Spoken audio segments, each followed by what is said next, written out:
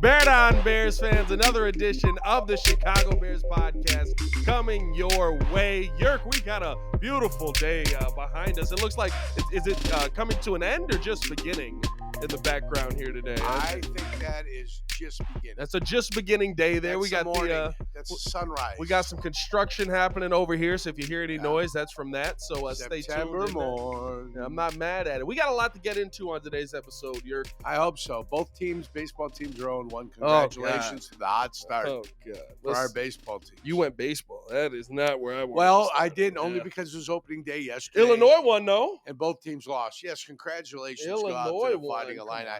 They seemed poised yesterday, very poised. They didn't play a perfect game, but they found a way to beat a Iowa State Cyclones team that looked like their pants were on fire and their arms were screwed on backwards.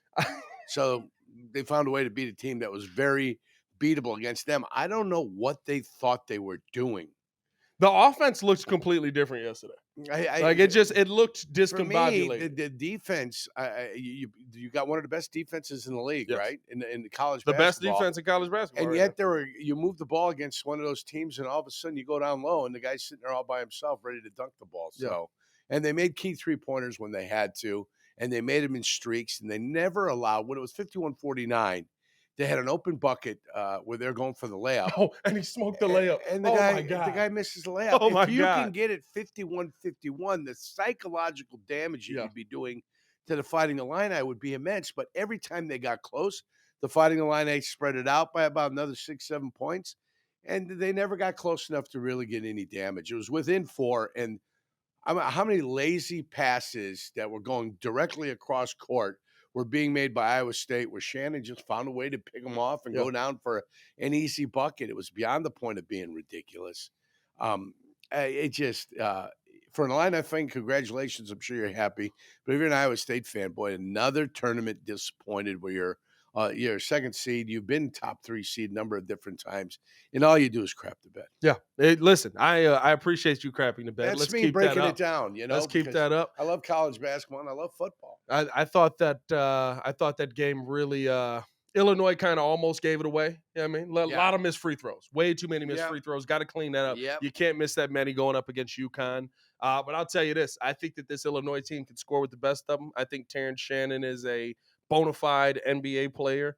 And I think when you have that on your team, it makes a big difference when you're going up against college guys. They're two different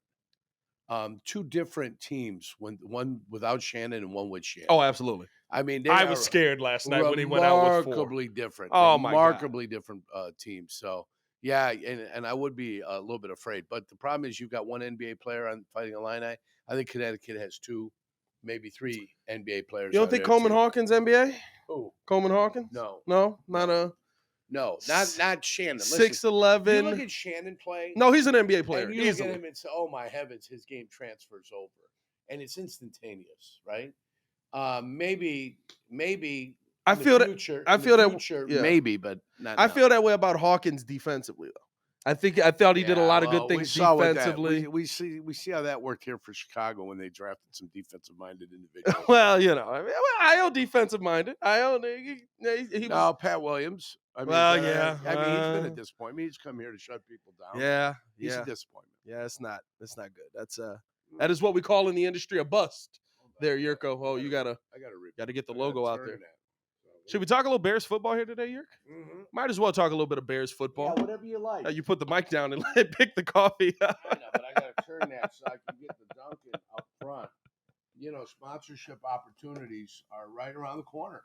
We got a couple on here, Yerk. We got to let people know that, this episode also brought to you by the Hard Rock Casino. There we go. Yeah, I mean. Well, they don't provide coffee for me. They do not provide coffee for us, Yerk. We got to. Is there a coffee option at the Hard Rock Casino? You've said the restaurant is phenomenal. I was there, Council Oaks. I was there last week when you guys were doing your reporting. Yeah. You went on the emergency podcast. Yes. It was me, Johnny Handsome, that was with partners at the casino. Oh, okay. So that's what I was doing last week. I was at the casino with partners, sharing some time. So I thought about going outside and giving an emergency news conference, out in front of the casino. But I decided against that. You should have stood right in front of the highway because it's Las Vegas style gaming, just 30 minutes from Soldier Field, exit 6, Yep. right off of I-80, 94. You should have stood right in front of it. But like, Yerk, what are your thoughts on this? You give us that little delay. Right. And then I'd come back right to you. Thanks, Pat. Thanks, Pat. I'm here at the beautiful Hard Rock Casino, Northwest Indiana. And wow, what news? Yeah, that's it. Like an old Fahey Flynn. Yeah. There's always that delay too. Yeah. How is it 2024 and we haven't fixed the delay yet? Why is there still the delay here? Because satellite, if you're ever on a satellite, that satellite's always going to be there. It cannot be instantaneous. Yeah. It cannot be seamless unless you're on an ISDN line.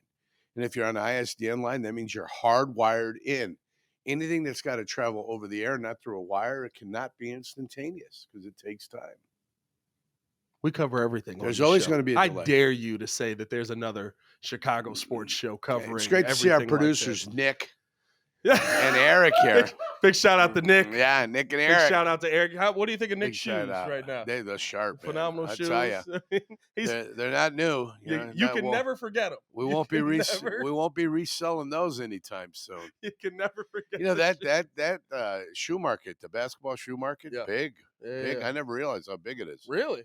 Big. Oh, it's I'm surprised you're not into it. You know where? Oh no. You know where a great way to do like the flips is if you hit some of those pawn shops. You know what I mean? Yeah. Some people down on their luck. They know they can get a little scratch for some Jordans. Yeah. You go in there right after and like boom. Some Yeezys. Yeah. I've seen some Yeezys in there. Some prototypes. Little flip from Kentucky. Okay. Oh yeah, all types of stuff. Okay, you're a little shoe game out here. Oh yeah. You've been watching a lot of videos. And then I watched some basketball shoe videos. Hey, yo, all right. So I want to ask you this. You're talking Bears here a little bit. My God. Where are my teeth? Talking a little bit of Bears here. Let's talk honestly, Bears. I'm ready to talk jump Bears. straight into Let's do it. Our Toyota road to the draft moment here because this is a draft question. Toyota, let's go places. Have the Chicago Bears put themselves in a position where they have to take a wide receiver because of the Keenan Allen trade, where if you don't have somebody coming up through the pipeline, you traded a 4th round pick. Right. You don't have somebody that's coming up next. You're in a tough position because you got to pay Keenan Allen next year. And does that kind of change how you view maybe the trade getting done if you don't add at the wide receiver? I don't think the Bears are in any position to have to take a wide receiver at number 9. If a wide receiver is available at number 9, Romeo Dunze happens to slip to number 9, I think the Bears take Romeo Dunze. If all 3 wide receivers are gone, your option then is Joe Alt will be gone. Your option is to take the second tackle or get a pass rusher opposite of Montez Sweat. Montez Sweat, to get a guy opposite Montez Sweat. So could you get the first guy, maybe a Jared Verse, or are your options then to trade out of 9 and maybe get a little bit more draft equity, draft capital, I should say. And if you get more draft capital, then you can make a move for that pass rusher. And then in the second round, maybe address the wide receiver position.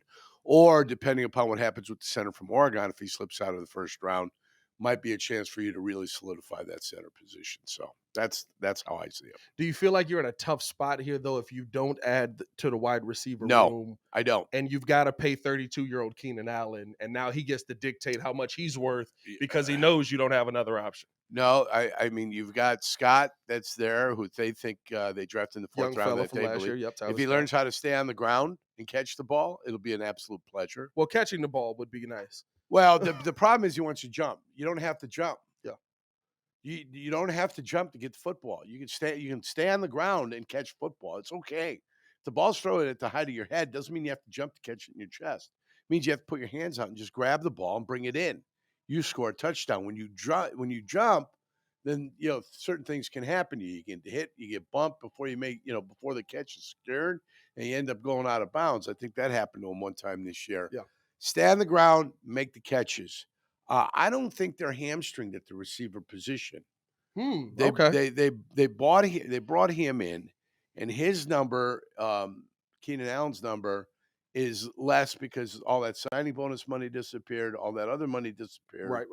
So it's less for the Bears, but will they have to make a decision? Well, you got to make a decision on a 32-year-old guy.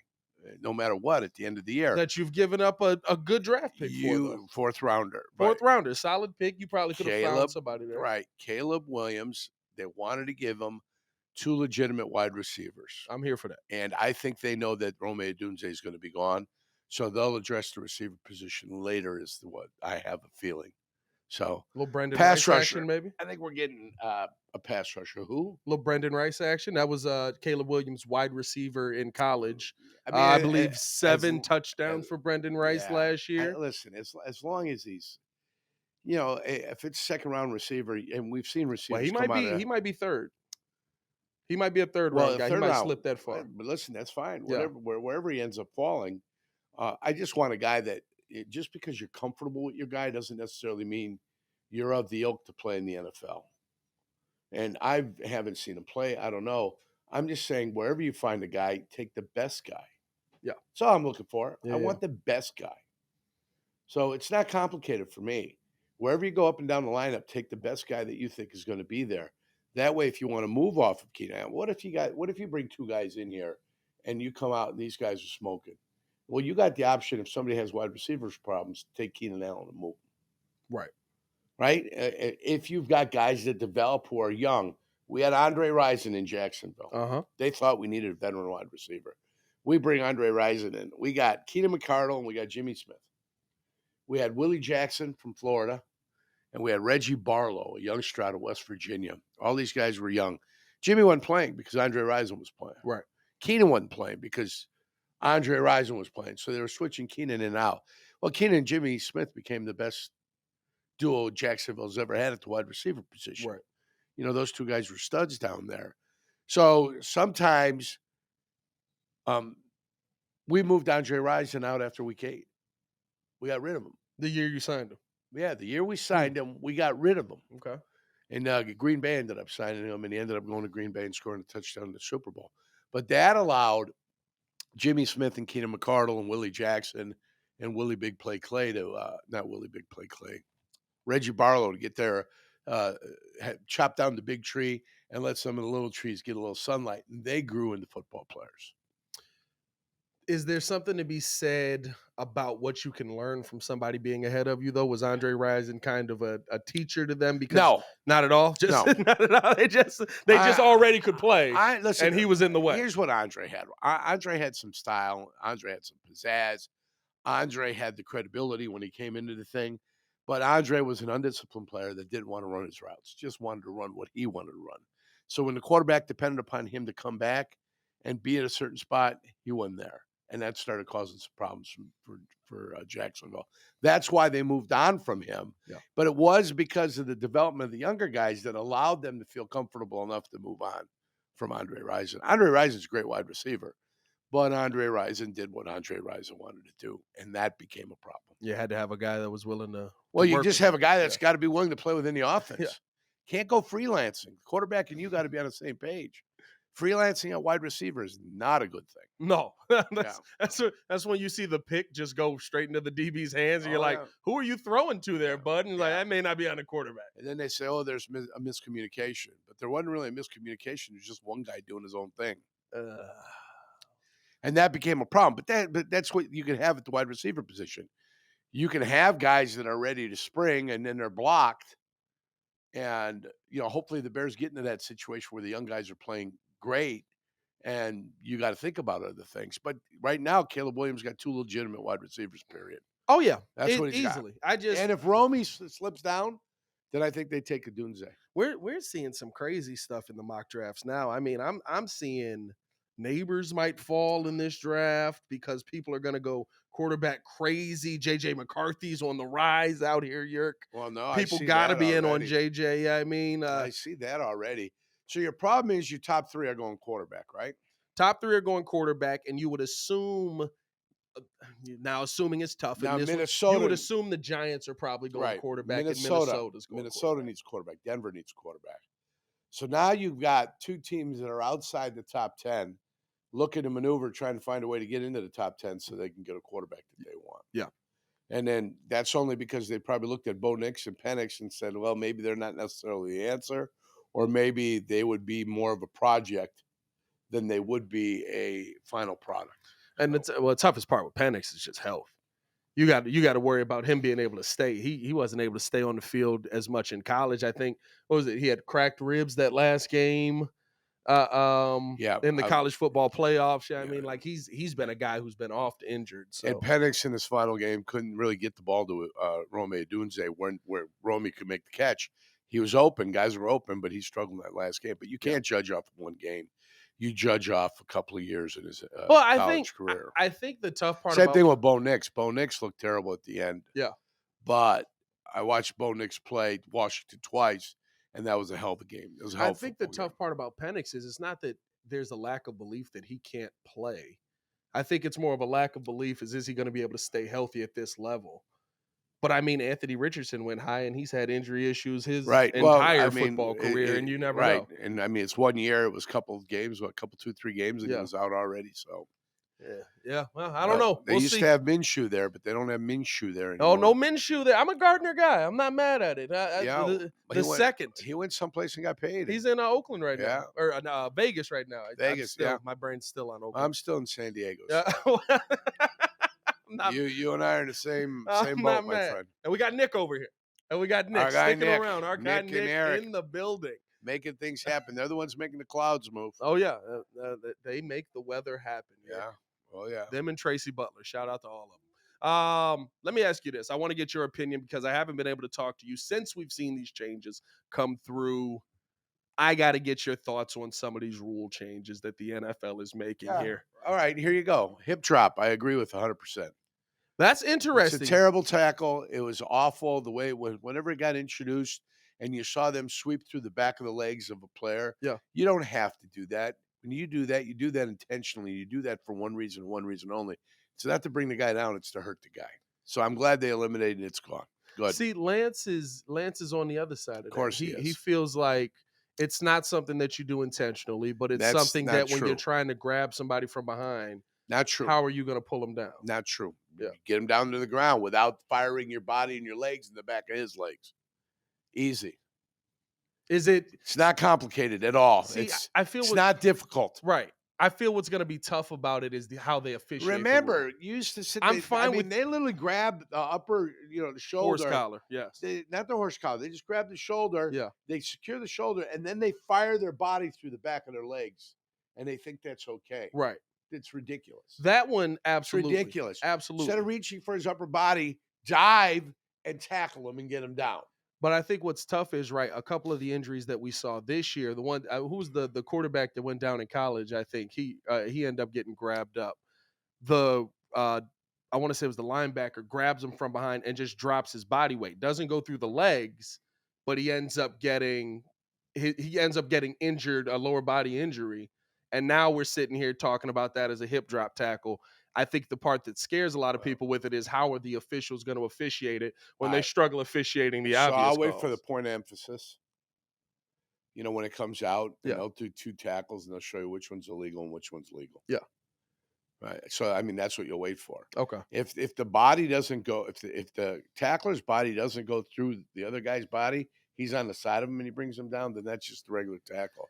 If he goes through the body and through the legs, then that's a hip drop tackle. Right, exactly. And that's I don't think it's complicated. That's where, I think how the NFL, how it was presented out there, it was like, so if you grab a guy from behind and you try to tackle him, it's like, and? What else you got? So we're just supposed to let the guy go? That's where a picture's worth 1,000 words. Yeah. That's where the picture and the video, and anytime they ever did any rules changes or points of emphasis, they always came to camp, the referees, and they showed it to you. Yeah. And saying, this is illegal, that's still legal. So that's the difference. Now you know. Same way they did at the quarterback position where you couldn't hit below the waist anymore on the quarterback. They showed you illegal and they showed you what was still okay. So now you know. But see, and anybody can see it. It's a picture. I think that's where it gets so tough, right? Because the hip drop is a clear one, right? When you go through the legs, but like the quarterback tackling, now it's like, all right, let me lay a pillow down for him real quick. True. Let me tuck him in. They're the most important position on the field. Yeah, the quarterbacks are the marquee players in the league, whether anybody likes it or not, and that's me saying it, a journeyman. They are. And they're the ones that you want to protect. They're the ones that you want to see on the field because they're the ones that can influence games. They're the ones that change an That's entire why season. they started protecting them a long time ago. And yeah, I mean, I love the picture of Mike Hartenstein destroying the quarterback, Joe Ferguson, up in Detroit. I love those pictures. I loved when they went after the guy with the LA Rams when they were here and he sawed through him and they picked it up and they ran into the end zone. Those are great memories, fantastic memories. But that game is gone. Yeah. Your tough physical brand of football is gone. This is a cleaner version, still violent. Still violent. I mean, people are here for the violence. People aren't here for the patty cake, baker's man. That's not what we're here for. We're still here for the violence, but it's not violence on the quarterback, and it's not cheap shots over receivers going over the middle. Over the middle, yeah. It's still good, hard football and good, hard tackling. Just take some of the stupid stuff out of there. Do you feel like it has changed the fundamentals of the game? I remember Tom Brady talking about that, where it was like quarterbacks are just throwing anything up there now. No, guys, because guys don't have to worry about getting sawed in half. Well, that's true. Yeah. I mean, you can go over the middle now without any fear. You can go over the middle and you can go up for a ball and not worry about getting your head taken off anymore. So that's happened. But the fundamentals, the getting off the line of scrimmage, getting in and out of a break, those fundamentals will never change. The ability to stay low and sit in a chair as an offensive lineman, the ability to work edges as a defensive lineman, those fundamentals don't change. Yeah, no Gabe Some Kareem's do, out there. But a lot don't. No Gabe Kareem's out there. Please. What about the kickoff return? Oh, that's my favorite one here, Yerk. I wanted to wait on that one for you. What are your thoughts on the new XFL style? So my thoughts were, if they wanted more kickoff returns, they take the kickoff line and go back to the 20. And now you guarantee yourself more kickoff returns. Period. That's it. Go back to the 20. But if this gets me more kickoff returns, I'm fine with it. Being a guy who had 10 returns for 135 yards. Hey. I'm a guy that is onsides or straight up just catching them and taking off. Squib kicks down the middle. Oh, yeah. Because Green Bay was such a dangerous team with Corey Harris and Robert Brooks back there. Teams did not want to kick our guys the ball. Did you ever get one where you thought you were going to end up in the end zone? 17's my long.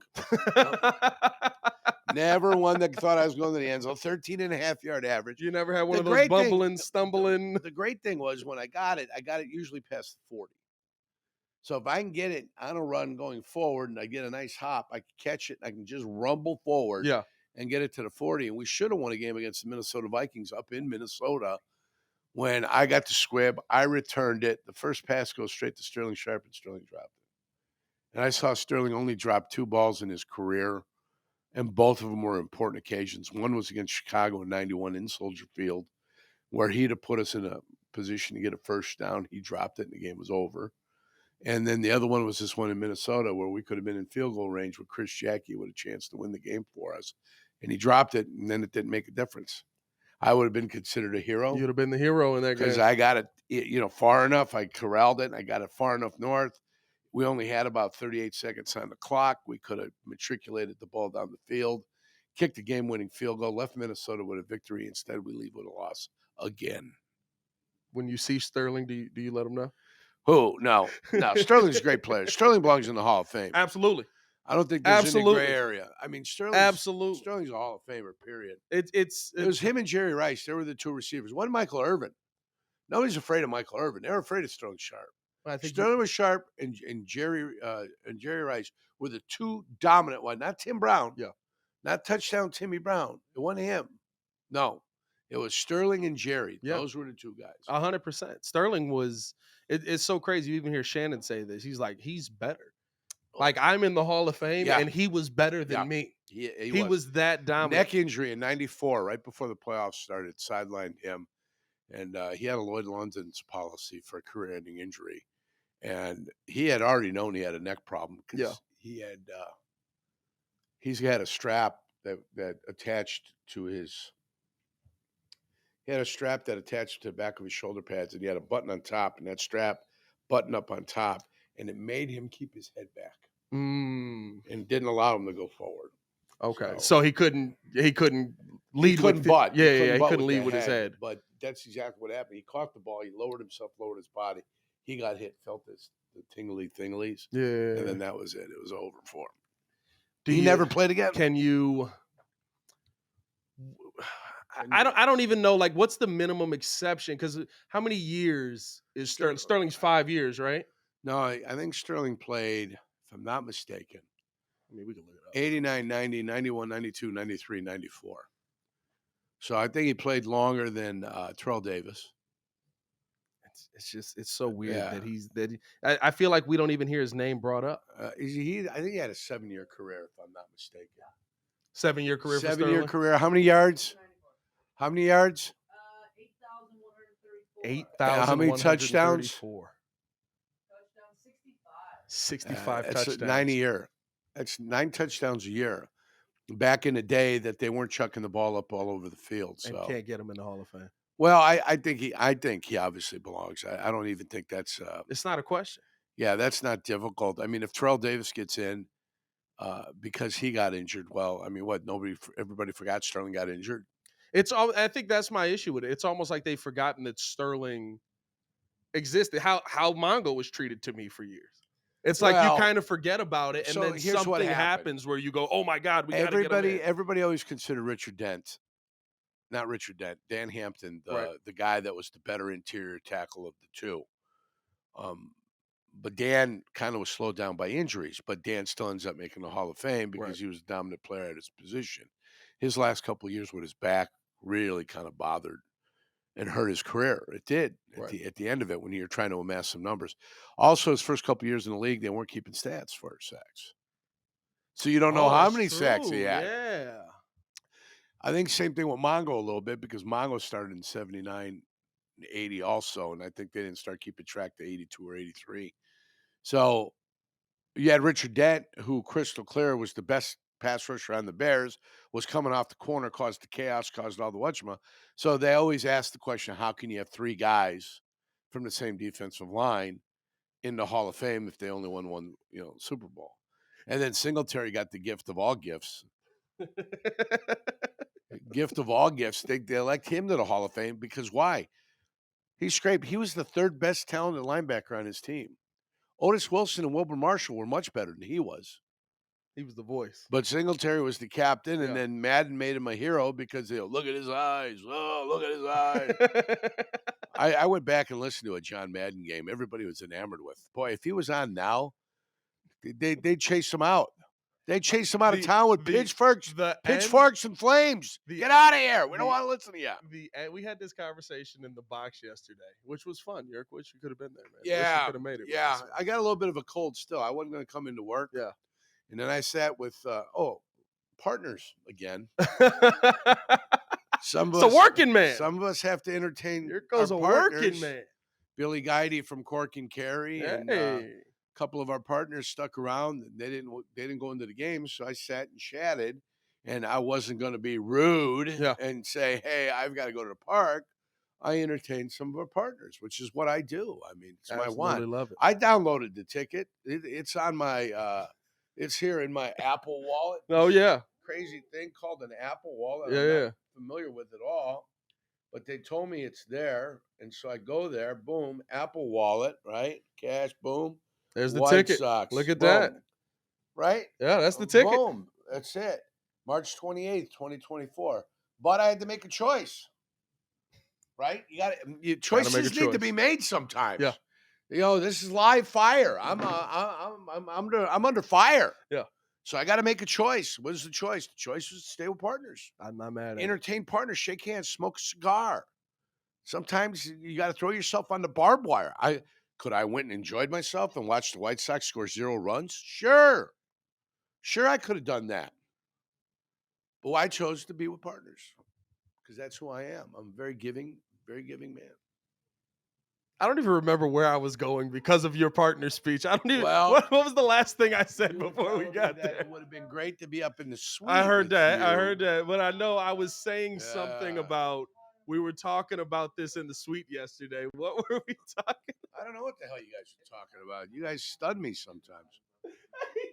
The partner threw me. I know. Even Eric doesn't remember. Well, that's because I'm so wonderful. Oh, well, until it hits me, how about we do this before we get you up out of here because you got a radio show to do. when you look at the kickoff rule, because that's where we started all of this from. Right. When you look at the kickoff rule, starting at the 35, the other team's at the 40, nobody can move until they touch the ball. Adopting the XFL rule, do you think that it will be an entertaining brand of football, or are you like some out there who are like, all right, let's just get rid of the kickoff. Let's just start teams off No, at the 30. I don't call like it a that day. either. I like my idea going back to the 20. This is where they have screwed with the line of scrimmage now. Yeah. Because there was always a line of scrimmage. That 30 or 35, wherever you kick the ball from, was the line of scrimmage. Yes. And now they've eliminated the line of scrimmage on a particular play. For what reason, I don't know. But they have. If it leads to more returns, I'm happy. Right. I think it will. You get penalized if you touch back, you start at the 30. If you kick it short of the 20, you start at the 40. So I think like you're going to kick the football to the returner, and now kickers may be more important because you got to be a lot more precise. If I'm a kicker, I blast it through and say start at the 30. What the hell do I care about 5 yards for? And that's what they might find. Right. If you start them at the 50, if they kick it through the end zone. Right. Now I think you got 30 doesn't going change on. nothing for right. you. 5 yards? Yeah. Really? Oh, you're going to be 5 yards? I'd kick it into the stands every time. Just through the goalpost, just right to show what cares? kind of leg you've got. Oh, they got 5 yards. Big deal. Does this make Velus Jones important? No. Dang it. Because 2 years, Velus Jones hasn't been important. So why would he become important now? But now the biggest issue with Velus was trying to catch it as people are running at him. Now nobody's running at him while he's trying to catch it. Gets a little more time. His biggest thing, too, was holding on to the football. This is true. Also. It wasn't just catching. It was also holding on to the football. Yeah, well, I tried, Velus. Listen, nobody. I tried. I'm trying to go. I think it helps him. I'm not gonna lie. I'm just looking at the family tree and wondering where exactly does he belong on Ryan Pohl's family tree. I've is he said a distant cousin. Where is he? I've said I've never seen somebody get 2 red shirt years, but he got them. He's got naked pictures of somebody. He's got naked pictures of somebody. The run that he's been on, where you're just like, what are we using you for? Didn't he get a healthy scratch one week? Yeah, it was a couple weeks there or something like guy. that. Like maybe healthy scratch. Maybe he's a cover guy. I mean, I don't know what he does. Trying to turn him into Cordero Patterson. I have no idea. I don't know, man. Velus Jones has been a disappointment. Appreciate you guys for tuning in and showing love. I tried, Velus. That's what we end on. Velus Jones has been a disappointment. Y'all stay safe out there. Hit that like button, subscribe to the page. We'll be back Monday morning with Lance Briggs breaking down all the news over the weekend and anything that comes out. For John Yurkovich, it's your boy Pat the Designer back at it again. Y'all stay safe out there, Chicago Bear. Peace.